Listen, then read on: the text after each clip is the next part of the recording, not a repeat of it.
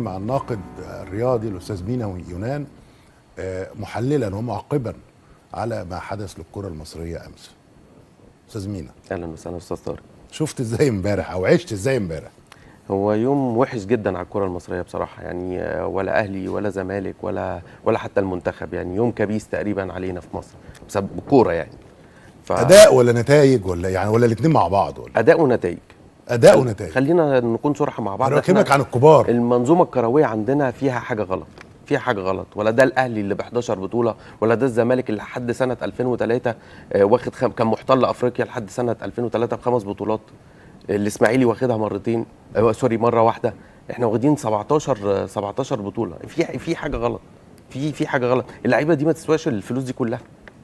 انت مش بتكلمني على فرق منتصف الدوري او فرق منتصف. احنا بنتكلم على بتوع بتتكلم على الاهلي، الزمالك، منتخب مصر، القمه بتوعنا. يعني انت عايز ايه تاني؟ في كوره تاني في مصر؟ لا ما فيش. طب لما يحصل فينا كده، يعني يعملوا فينا اللي اتعمل في يوم واحد، يعني ايه ده؟ وفي ملاعبنا، يعني حاجه غريبه جدا. انا شايف ان في لعيبه، يعني التيشيرت بتاع الاهلي وتيشيرت الزمالك اعلى منهم بكتير قوي ككواليتي. يعني انت لما نبص للقيمه التسويقيه بتاعت سان داونز ونلاقيها اقل من النادي الاهلي ب 10 مليون يورو، لا في حاجه غلط، لا في حاجه غلط.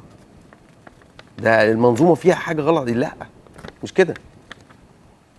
يوم نكد امبارح على كل الكره المصريه، والمنتخب يعني يتغلب 4. القيمه التسويقيه للنادي الاهلي معديه ب 10 مليون 10 يورو. مليون سان داونز.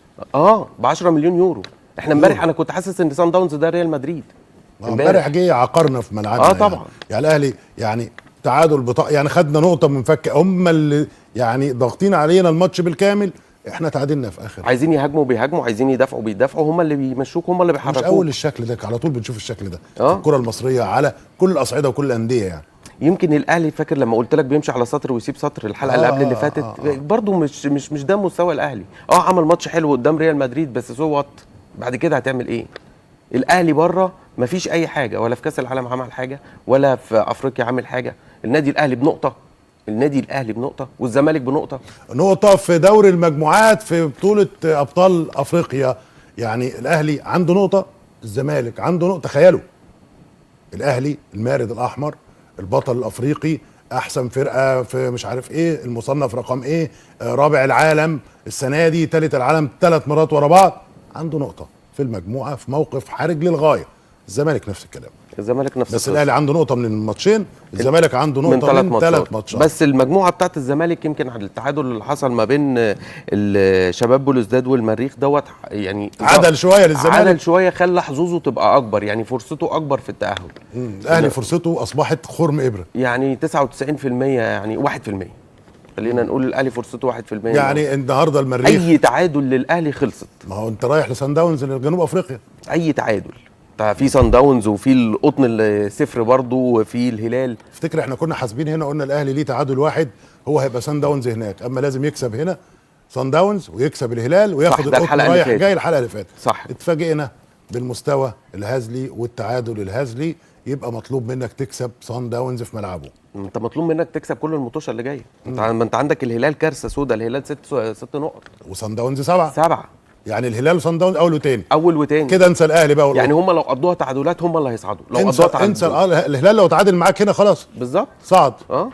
انسى الاهلي والقطن الكاميروني الاثنين بره بالظبط. ونفس الكلام هناك، انسى شباب بلوزداد وانسى الزمالك. شباب بلوزداد والزمالك بس المريخ بس الزمالك لو كسب وهو عنده نقطه هيبقى تعادل مع المريخ.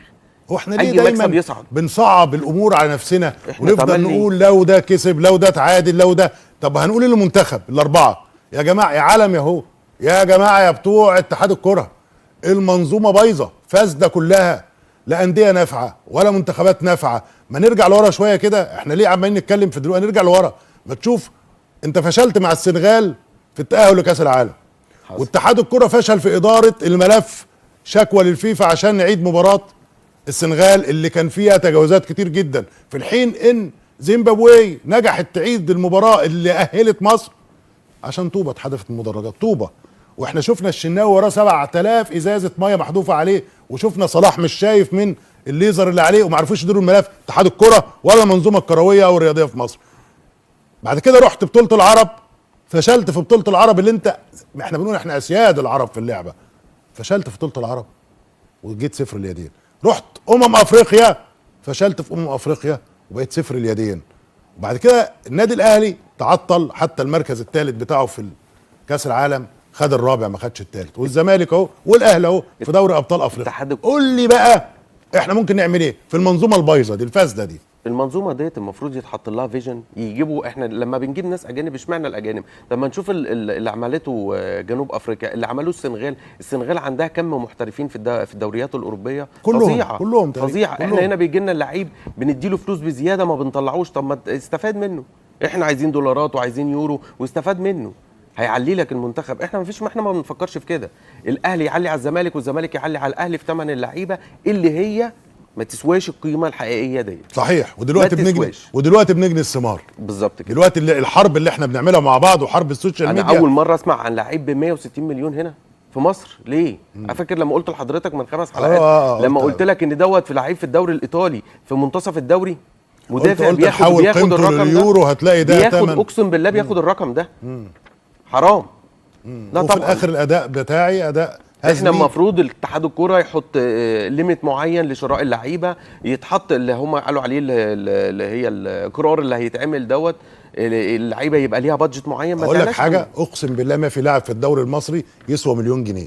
اقسم بالله ما في لاعب في الدوري شاور لي على لاعب في الدوري المصري، سيبكم الشعارات بقى، من الشعارات هو يمكن لعيب او مليون 2 مليون جنيه بالكتير، ده اقصى لاعب عندي. المفترض زي ما الجماعه بتوع الفن والفنانين حدوا الاجور وقالوا اقصى حد الاجور كذا، اتحاد الكوره يعمل الكلام دوت ويحد من ارتفاع الاسعار. الاهلي بيضايق في الزمالك عشان فلان، الزمالك بيضايق في الاهلي عشان فلان، يدخل سمسار فلان يعلوا اللعيب كذا، اشربوا زي المزادات كده الغزولي لما شفناه في الفيلم بتاع السوق، يعلوا يولعوا السوق عشان هو فكره ان احنا نغيظ بعض. احنا ما بنعملش حاجه غير ان احنا وفي الاخر نجني الثمار الشكل اللي احنا شايفينه. الثلاث فرق اهلي زمالك منتخب زيرو، نقطه نقطه نقطه.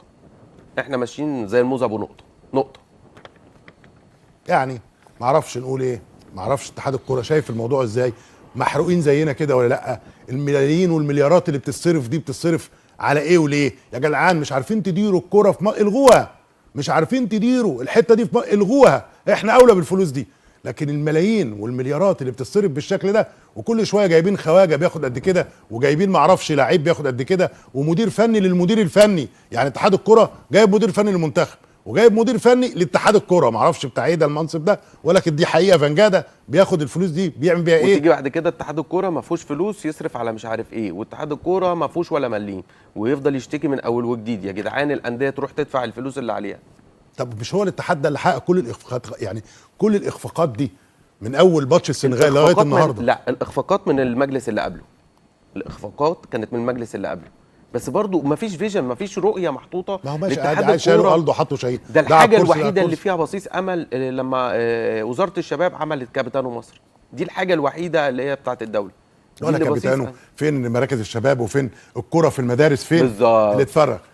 قبل ما نختم، طبعا الكوره كلكم شايفينها وكلكم محصورين وكلكم زعلانين وكلكم متضايقين، ولكن هنفضل اتعودوا على كده. خدوا بقى ايه مناعه عشان هنشوف ده كتير. هتشوفوا الاهلي وهو بيخرج، هتشوفوا الزمالك وهو بيقعد، هتشوفوا المنتخب وهو خارج الخدمه الفتره الجايه دي قولا واحدا.